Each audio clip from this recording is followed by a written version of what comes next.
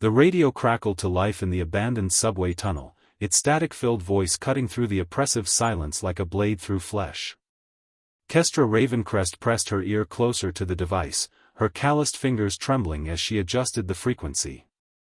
3 months had passed since she'd heard another human voice, and the words that emerged made her heart race with desperate hope. Safe zone, coordinates 774, Northern District, bring the children. The transmission died abruptly, leaving only the hollow echo of dripping water somewhere in the darkness ahead. Kestra's pale blue eyes reflected the dim glow of her dying flashlight as she committed those precious numbers to memory. Behind her, huddled in makeshift sleeping bags fashioned from scavenged materials, 3 other survivors stirred restlessly in their sleep. Thorn Ashwick, a former construction worker whose massive frame had kept them all safe countless times, muttered something unintelligible and shifted his weight. His dark skin bore the scars of their perilous journey through the infected zones, each mark a testament to his unwavering courage. Beside him, 14-year-old Vex Nightshade clutched a worn teddy bear, her auburn hair matted with grime and her small body curled into a protective ball. The girl had lost her family in the early days of the outbreak, and Kestra had found her barricaded in a convenience store, barely alive and completely mute from trauma. The 4th member of their group sat apart from the others, her back pressed against the cold concrete wall. Zara Moonwhisper appeared ancient despite being only in her 60s, her silver hair braided with small bones and trinkets she'd collected from the ruins. She claimed to have been a librarian before the world ended, but her uncanny ability to navigate the infected territory suggested a past far more complex than she revealed. Kestra rose silently, her military boots making no sound on the debris-strewn floor. She had learned that noise meant death in this new world, where the infected hunted primarily through sound. The creatures that had once been human now roamed the surface in endless hunger, their heightened hearing making even the softest whisper potentially fatal.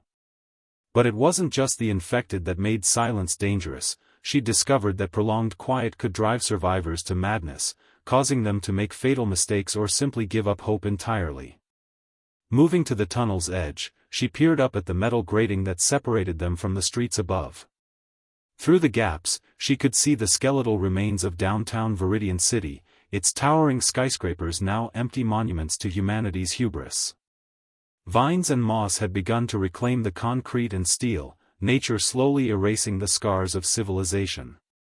But somewhere in that maze of ruins, other survivors were waiting, survivors who had managed to establish a safe zone. The coordinates from the transmission pointed to the Northern District, a journey that would take them through the heart of 3 dead cities. It was a path fraught with dangers beyond imagination, where packs of infected gathered in massive hordes and rival survivor groups had turned to cannibalism and worse. Yet the alternative, remaining in this tunnel until their supplies ran out, was no alternative at all. Kestra pulled out her hand-drawn map, its edges worn from constant handling.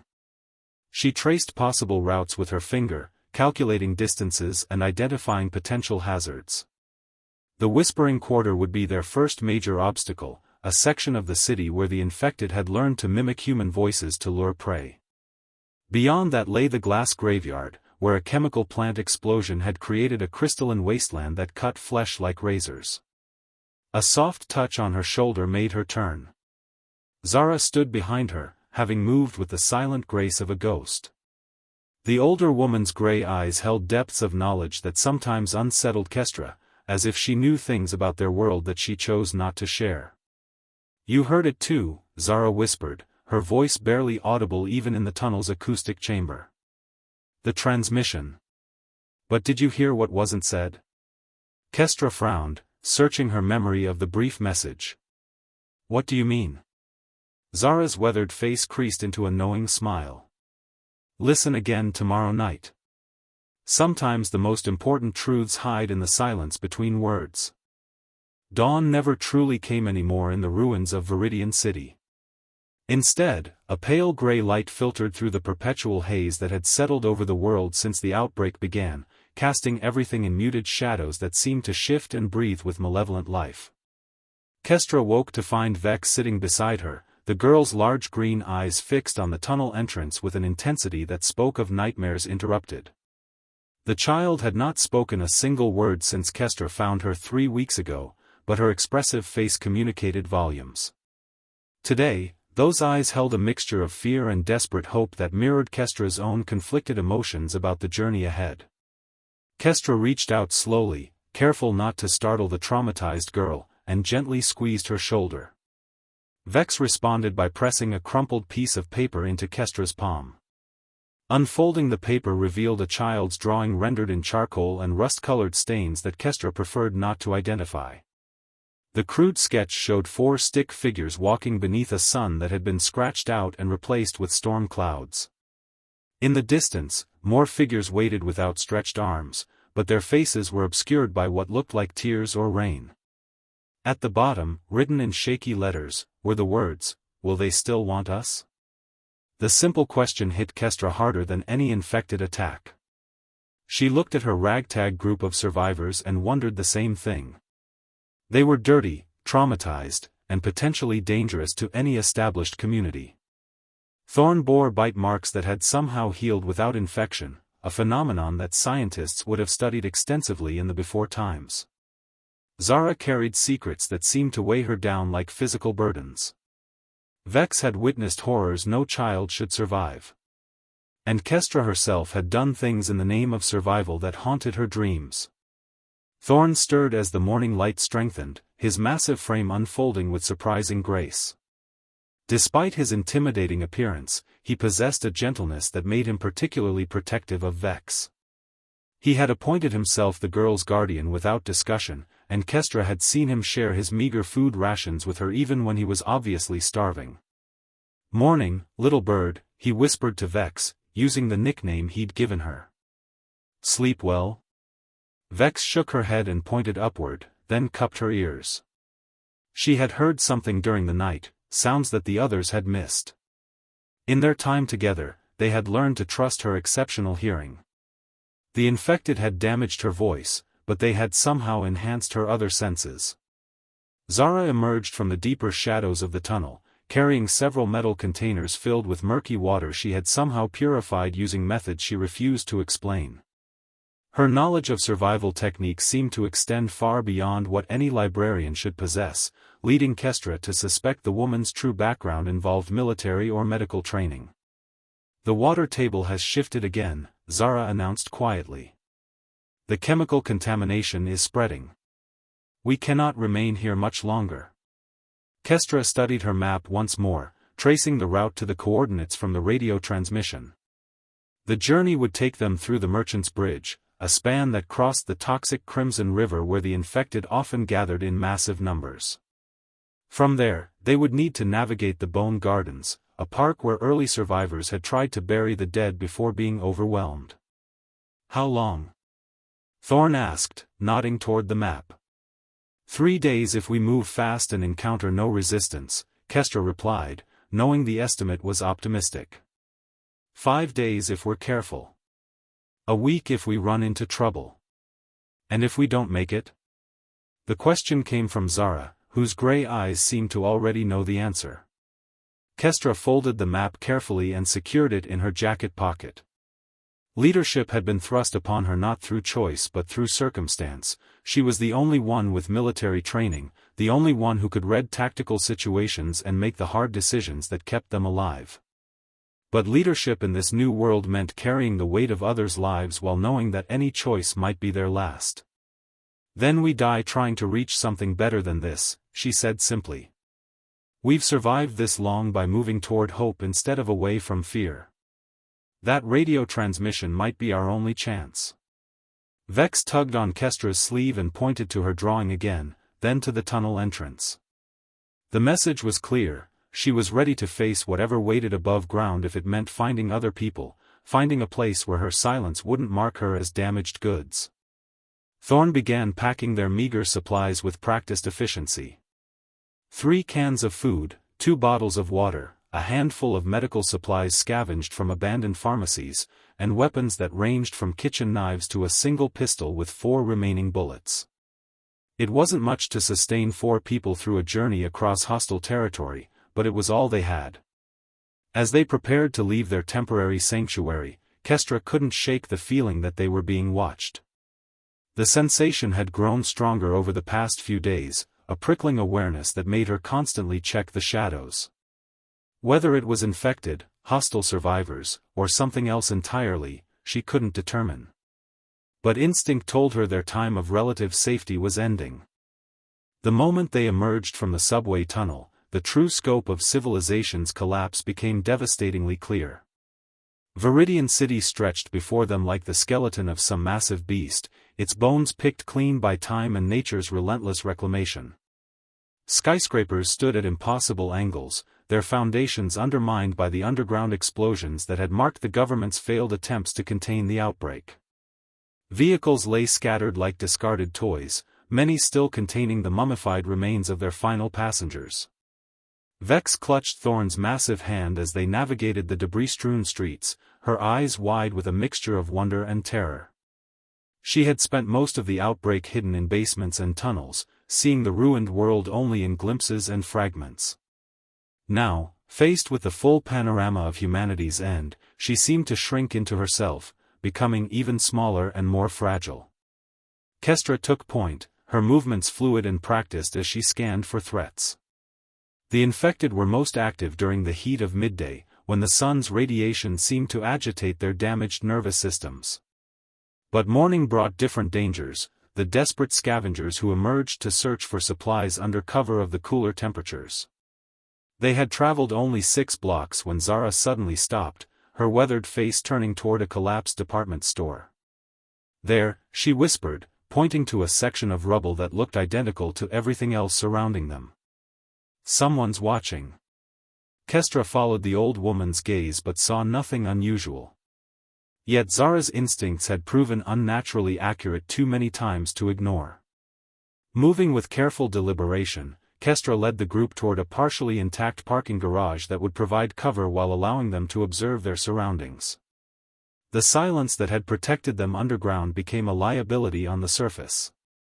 Every footstep seemed to echo like gunshots, every breath sounded like a shout. Kestra found herself holding her breath for long stretches, knowing that even the sound of air moving through her lungs might betray their position to hidden enemies. From the garage's second level, they had a clear view of the department store. At first, nothing moved among the twisted metal and concrete. Then, like a ghost materializing from shadow, a figure emerged from what had appeared to be solid rubble. The person moved with predatory grace, clearly experienced in navigating the dangerous ruins. Male, approximately 30 years old, armed with a crossbow, Kestra murmured, cataloging details that might prove crucial. "Clothing suggests he's been surviving independently for months." The stranger approached their former position with obvious tracking skills, examining the ground for signs of their passage. When he reached the spot where they had stood, he paused and looked directly at the parking garage. Even from a distance, Kestra could see his satisfied smile. "He's not alone," Thorn observed, his deep voice barely audible. "Look at how he's positioning himself. He's driving us toward something." As if summoned by Thorn's words, 2 more figures appeared from different directions. They moved with coordinated precision that spoke of extensive cooperation and planning. These weren't desperate scavengers scrambling for survival, they were organized hunters. Vex tugged on Kestra's sleeve and pointed to her own throat, then shook her head violently. The girl's terror was palpable, and her message was clear: these people meant them harm. Perhaps she had encountered their type before, the predators who thrived in the lawless wasteland by preying on other survivors. "Slavers," Zara said with quiet certainty. "I've heard stories about groups that capture survivors to use as labor or worse. They've learned to track people through the ruins." Kestra's military training kicked in as she assessed their tactical situation. The garage provided temporary concealment but would become a trap if they were surrounded. The street offered mobility but left them exposed. Their best option was to reach the merchant's bridge before their pursuers could cut off their escape route. "We move now," she decided. "Fast and quiet. Stay low, stay together, and don't look back." They descended through the garage's interior stairwell, emerging at street level through a service entrance. The morning haze provided some concealment as they moved from shadow to shadow, using abandoned vehicles and debris piles for cover. Behind them, Kestra could hear the soft sounds of pursuit, careful footsteps and whispered communications that confirmed they were being hunted by professionals. The chase continued through 6 city blocks, a deadly game of cat and mouse played among the ruins of human civilization. Every alley might hide an ambush, every open space could become a killing field. Vex's exceptional hearing proved invaluable as she guided them away from approaching threats with subtle gestures and touches. When they finally reached the approach to Merchant's Bridge, Kestra's heart sank. The massive structure had partially collapsed, leaving only a narrow walkway suspended over the rushing waters of the Crimson River. The contaminated water below glowed with an unnatural phosphorescence that spoke of chemical horrors beyond imagination. "We can't cross that," Thorn said, voicing what they all knew. "Not with a child."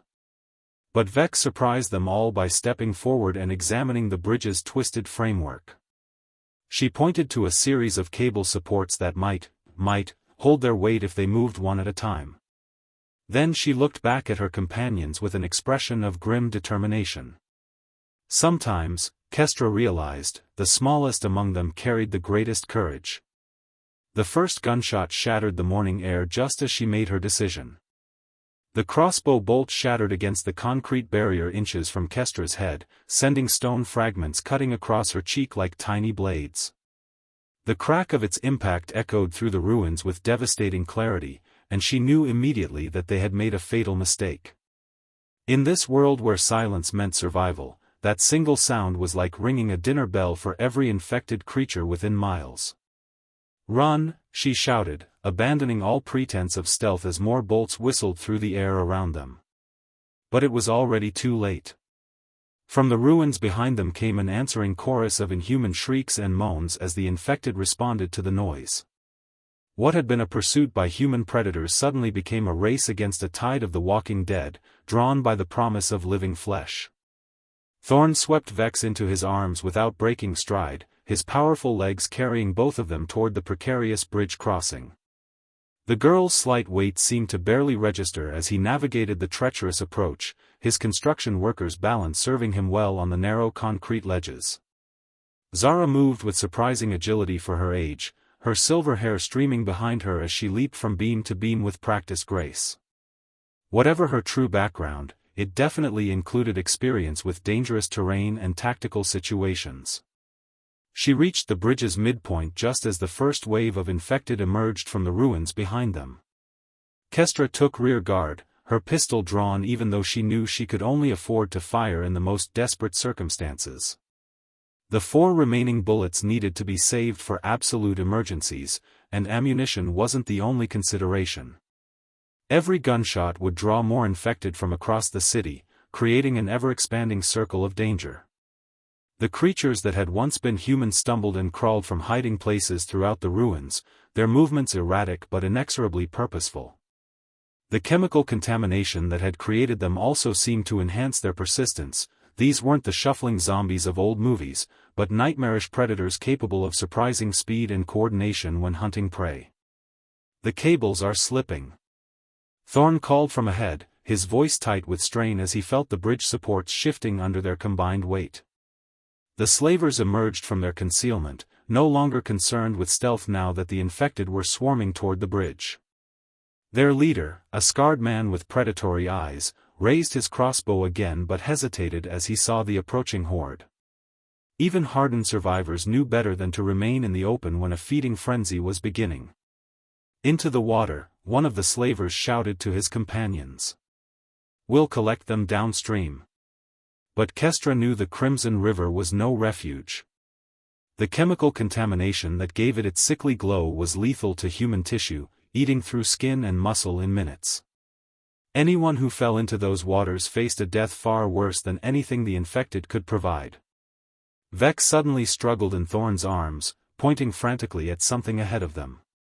Following her gaze, Kestra saw movement in the ruins on the far side of the bridge, more infected, drawn by the noise and already positioning themselves to cut off their escape route. They were being herded into a perfect trap, with lethal water below and enemies on both sides. The maintenance walkway. Zara called out, pointing to a narrow service platform that ran along the bridge's underside. It leads to the old pumping station. The structure she indicated was little more than a metal grating suspended by cables that looked decades past their safe operating life. But it offered their only chance of reaching the far shore without crossing directly through the gathering swarm of infected. Thorn lowered Vex carefully onto the main bridge surface, his eyes meeting Kestra's with grim understanding. Someone would need to create a distraction to give the others time to reach the maintenance walkway. In any other situation, Kestra would have volunteered without hesitation, but her military training was too valuable to lose if the group was to survive. "I'll draw them off," Zara said quietly, answering the unspoken question. "My time was borrowed anyway." "No," Vex spoke for the first time in weeks, her voice cracked and barely audible but unmistakably clear. "Together." The single word carried more weight than any speech. In it was everything they had learned about survival in this ruined world, that isolation meant death, that their only strength lay in unity, that hope itself required shared burden and mutual sacrifice. The sound of Vex's voice seemed to galvanize the group. Thorn began tearing metal supports from the bridge's railing, fashioning crude weapons with his bare hands. Zara produced a small explosive device from her pack, another mystery from her hidden past that none of them questioned. Kestra checked her pistol's ammunition one final time and mentally prepared for what might be their last stand. The infected were climbing onto the bridge now, their dead eyes reflecting the chemical glow from the water below. Behind them, the slavers had taken defensive positions among the ruins, content to wait for the creatures to eliminate their prey. In the distance, more shrieks and howls indicated that infected from across the city were converging on their location. But something else was happening as well. The noise and chaos had awakened things in the ruins that had been dormant, massive shapes moving in the deeper shadows of collapsed buildings. The outbreak had created more than just reanimated corpses, it had birthed larger horrors that fed on both the living and the dead. "Whatever we're going to do," Thorn said grimly, "we need to do it now." Kestra looked at her companions, a traumatized child who had found her voice in their darkest moment, a gentle giant whose strength was matched only by his loyalty, and an enigmatic woman whose secrets might be all that stood between them and oblivion. They weren't much of an army, but they were family. And sometimes, that was enough. The explosion from Zara's device sent a pillar of flame and debris high into the contaminated air, the shockwave rippling across the bridge's damaged structure like thunder made visible. For a precious few seconds, the advancing infected paused in confusion, their primitive nervous systems overwhelmed by the sudden assault on their senses. In that moment of hesitation, Kestra glimpsed something that changed everything. The creatures weren't just reacting to noise, they were communicating with each other through a complex series of clicks and guttural sounds that formed patterns too sophisticated to be accidental. What she had assumed were mindless monsters were actually organizing themselves into hunting formations, using tactics that suggested a hive mind intelligence far more terrifying than random violence. "They're learning," she breathed, the realization hitting her like a physical blow. "They're not just infected anymore." Thorn had already reached the maintenance walkway with Vex clinging to his back, the girl's small hands gripping his shoulders with desperate strength. The metal grating groaned ominously under his weight, but held as he began the treacherous descent toward the pumping station. Each step sent vibrations through the corroded supports, and Kestra could see bolts beginning to work loose from their moorings. Zara's explosion had bought them time, but it had also announced their exact location to every dangerous thing within miles. Already, Kestra could see larger shapes moving in the ruins on both sides of the river, the apex predators that had emerged from the initial outbreak, creatures that used the smaller infected as scouts and soldiers in a hierarchy of hunger. "The walkway won't hold all of us," Zara observed with characteristic calm, though her gray eyes showed the same understanding that chilled Kestra's blood. "The support cables are parting." The old woman was right. The maintenance platform had been designed for single-person inspections, not as an escape route for multiple survivors. With Thorn's considerable weight already straining the structure, adding anyone else would likely send them all plummeting into the toxic waters below. But Vex surprised them again, speaking in her newly recovered voice with a clarity that cut through their despair like a blade. "The pipes," she said, pointing to a series of large conduits that ran parallel to the bridge's foundation. "Water drainage. Connect to the pumping station." Kestra followed the girl's gesture and saw what her young eyes had noticed: maintenance pipes wide enough for a human to crawl through, connecting the bridge's drainage system to the facility on the far shore. It was a route that would require them to army crawl through darkness for several hundred yards, with no guarantee that the pipes were intact or safe. The infected had recovered from Zara's explosion and were advancing again, their coordinated movements now clearly visible as they spread across the bridge in a pincer formation. Behind them, the slavers had emerged from cover, apparently deciding that the potential rewards outweighed the risks of engagement. "Go," Zara commanded, producing another small device from her seemingly endless supply of mysterious equipment. "I'll hold them here as long as possible." But Kestra couldn't abandon the woman who had guided them this far. Zara's knowledge and intuition had been their salvation too many times to count, and her secrets might be crucial to reaching the safe zone. More than that, she had become family, and family didn't get left behind. "There's another way," Kestra said, her military mind analyzing the tactical situation with desperate intensity. "The slavers want us alive, that's why they haven't used firearms. We can use that against them." She outlined her plan quickly while the infected continued their advance. It was risky beyond measure, requiring perfect timing and a great deal of luck. But it offered their only chance of keeping the group together while escaping the closing trap. Vex, still perched on Thorn's back as he clung to the maintenance walkway, shook her head violently when she heard the strategy.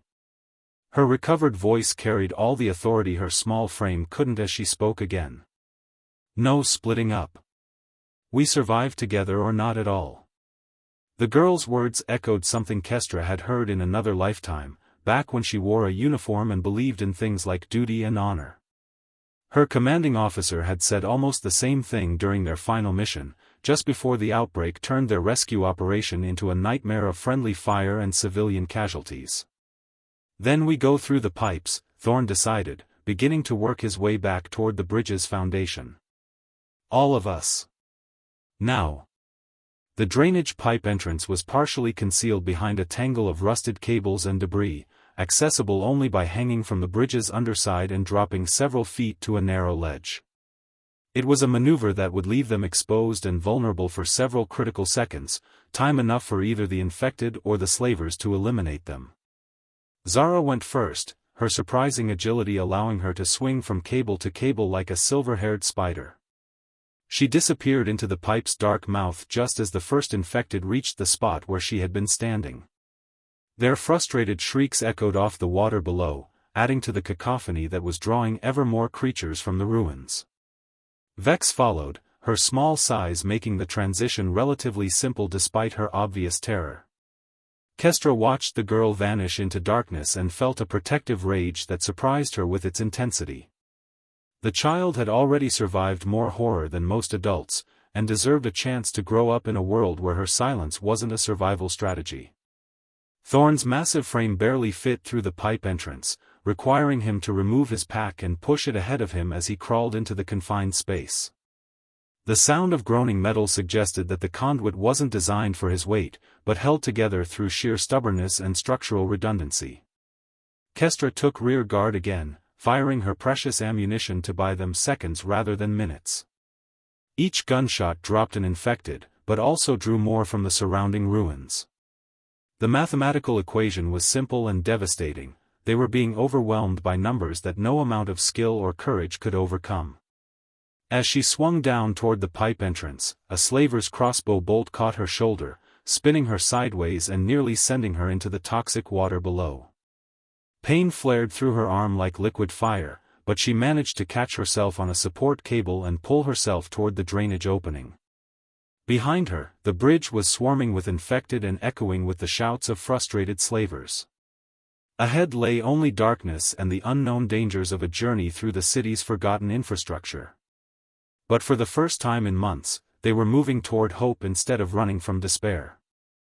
The drainage pipe stretched through absolute darkness like the throat of some ancient beast, its corroded walls weeping chemical condensation that burned their skin with every contact. Kestra crawled through the suffocating tunnel with her wounded shoulder screaming protest at every movement, following the sounds of her companions ahead as they navigated the treacherous passage by touch and instinct alone. The pipes had been designed to channel storm runoff from the city's surface into the river's treatment facilities, but the outbreak had transformed them into something far more sinister. Strange growths carpeted the walls, fungal colonies that pulsed with bioluminescent patterns and seemed to track their movement with disturbing intelligence. The air itself felt alive, thick with spores that made breathing an exercise in controlled panic. "Stop," Vex's voice drifted back through the darkness, barely audible over the sound of their labored breathing. Something ahead. They had been crawling for what felt like hours but was probably only minutes, the disorientation of darkness and fear making time meaningless. Kestra's injured shoulder had gone numb, which she knew was probably a bad sign, but the adrenaline coursing through her system masked most of the pain.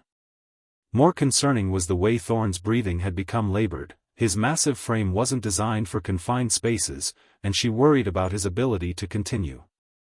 "What do you see?" Kestra whispered, though she immediately regretted making any sound. In the absolute darkness of the pipes, noise seemed amplified to dangerous levels. "Light," came Vex's reply. "But not normal light. It moves." Zara's voice carried back to them with its characteristic mix of knowledge and warning. "Bioluminescent colonies. The chemical contamination has created new forms of life. Some are harmless. Others are decidedly not." As they continued forward, the quality of darkness began to change. What had been absolute black gradually gave way to a dim, phosphorescent glow that outlined the pipe's circular walls in eerie blue-green patterns. The fungal growths were indeed luminescent, their pulsing rhythms creating an almost hypnotic display that seemed to respond to their presence. The pipe suddenly opened into a vast underground chamber that none of them had expected. They emerged onto a narrow ledge that overlooked what could only be described as an underground cathedral, a massive space where multiple drainage systems converged in a complex network of channels and pools. The entire chamber was illuminated by the strange fungal colonies, creating an alien landscape of impossible beauty and obvious danger. "My God," Thorn breathed, his voice carrying awe despite their desperate circumstances. "It's like another world down here." The chamber stretched beyond the reach of their vision, its vaulted ceiling disappearing into shadows that even the bioluminescent growth couldn't penetrate. Water flowed through carved channels that had been decorated with what appeared to be intentional patterns, spirals and geometric shapes that suggested intelligent design rather than natural formation. But it was the sounds that truly unsettled them. From somewhere in the vast space came a rhythmic clicking that was definitely not water or settling stone. It was organic, purposeful, and growing closer. "We're not alone down here," Zara observed with troubling calm. "The question is whether the inhabitants are territorial." Movement in the shadows below answered her question. Shapes that might once have been human emerged from the deeper recesses of the chamber, but the chemical contamination had changed them into something entirely new. They moved with spider-like grace along the walls and ceiling, their elongated limbs allowing them to navigate the vertical surfaces with impossible ease. These weren't the infected they had encountered on the surface. These were something worse, evolved forms that had adapted to their underground environment and developed capabilities that made them apex predators in this hidden realm. Their clicking communications echoed throughout the chamber with complex patterns that suggested advanced intelligence. "We need to keep moving," Kestra decided, though every option looked equally dangerous. The pumping station should be through that channel system.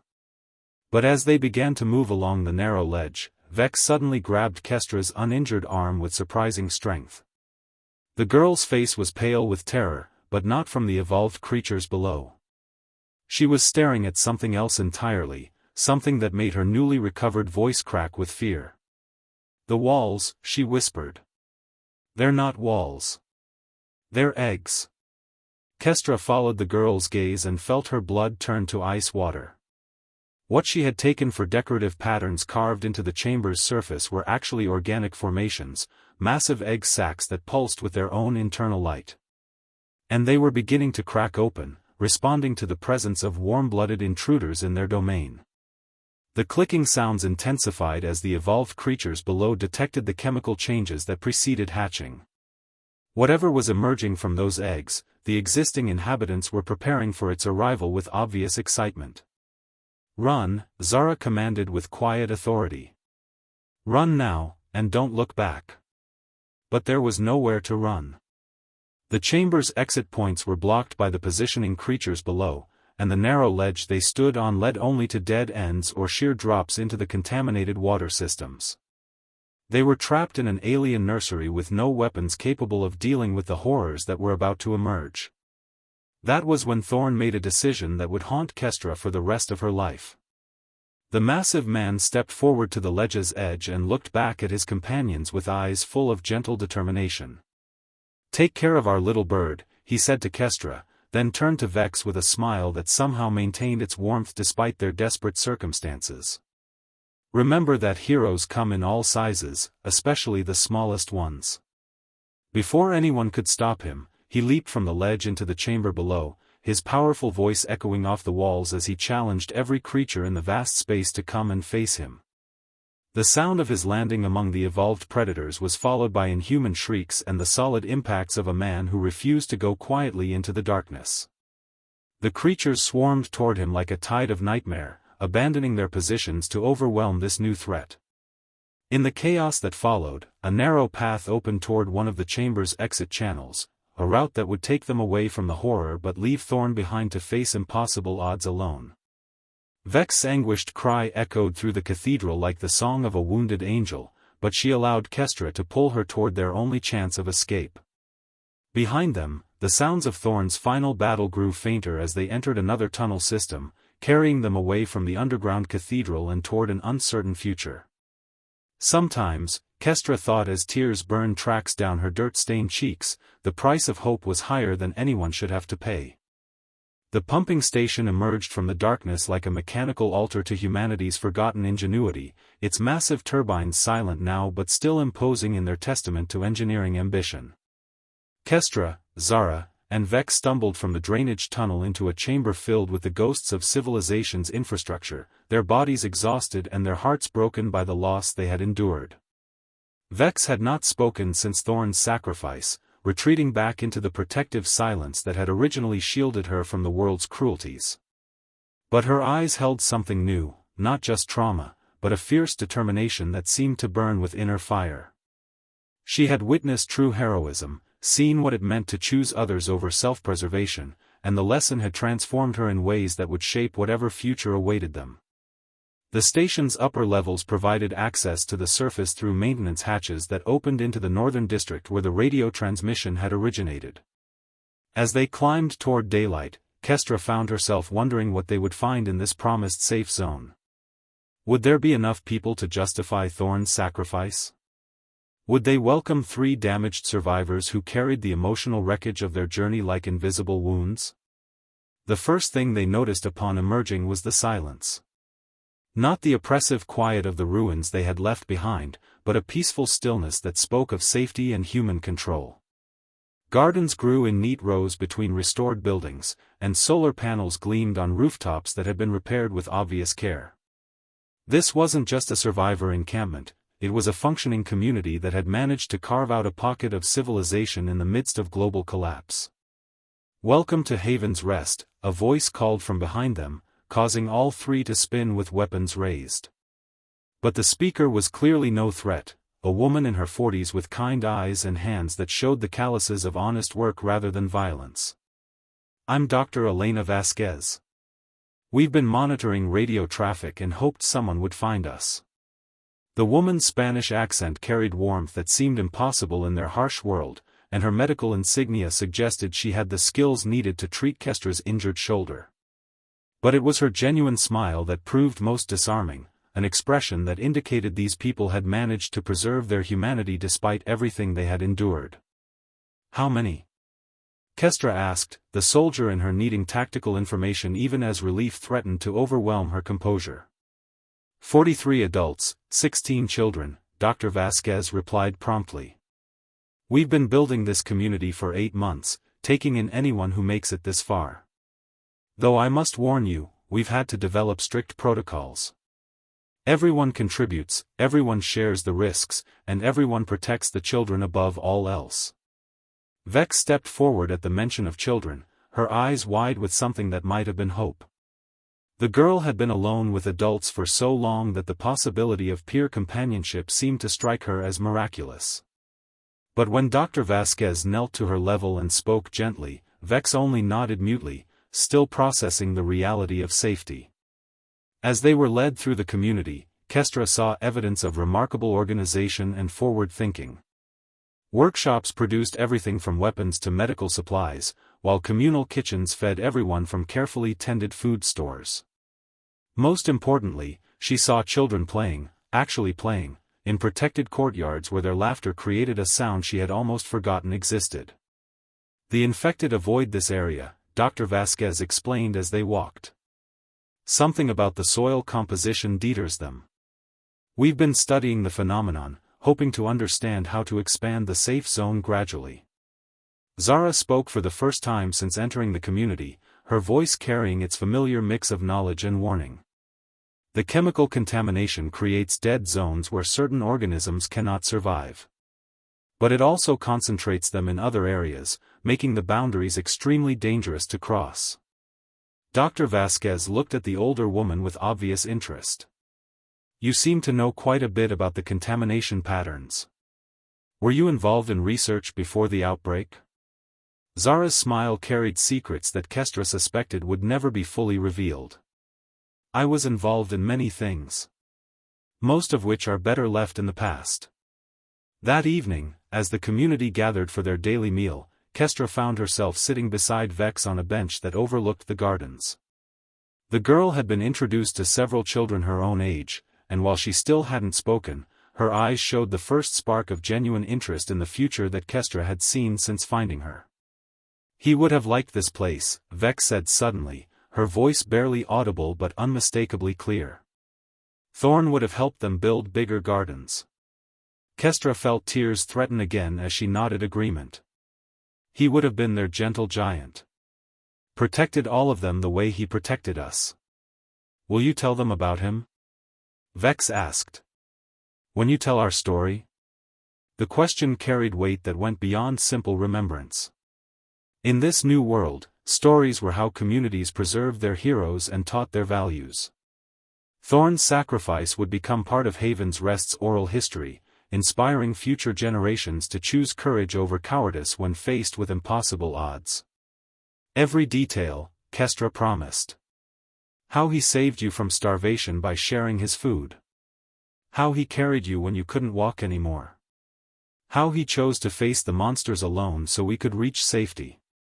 Dr. Vasquez approached them as the meal concluded, carrying a medical kit that would finally address Kestra's neglected shoulder wound. But she also carried news that added complexity to their apparent salvation. "The radio transmissions we've been broadcasting," she explained as she began cleaning the injury. "They're not just for recruiting survivors. We're also gathering intelligence about safe zones in other regions. There are communities like ours scattered across the continent, and we're working to establish contact networks." She paused in her work, meeting Kestra's eyes directly. "What I'm saying is that your journey doesn't have to end here.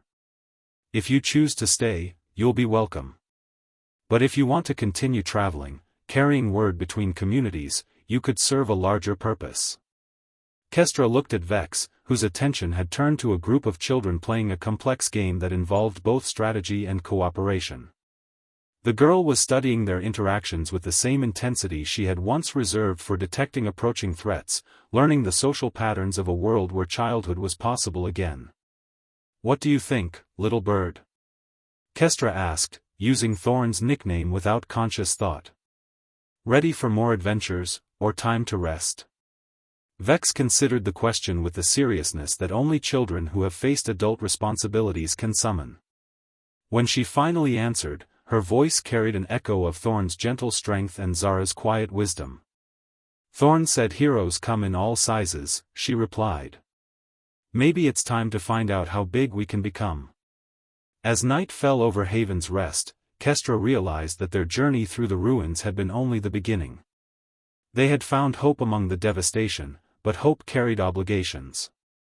In a world where communities like this one represented humanity's only chance for survival, those with the skills and courage to travel between them bore the responsibility of connection. Tomorrow would bring new challenges, new roads through dangerous territory, and new opportunities to honor the sacrifice of those who had given everything for the chance that civilization might continue.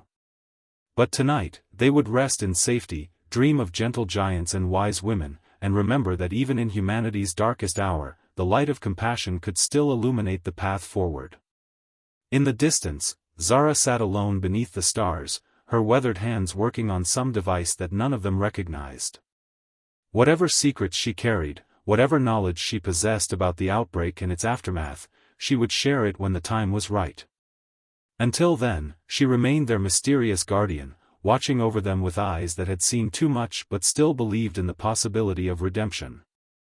The ruins of the old world stretched endlessly beyond Haven's Rest, filled with dangers and wonders that would take a lifetime to explore. But somewhere in that vast wasteland, other survivors were searching for safety, hope, and the human connections that made survival worthwhile. And three unlikely heroes, a soldier seeking redemption, a child finding her voice, and a woman carrying the weight of terrible knowledge, would be there to guide them home.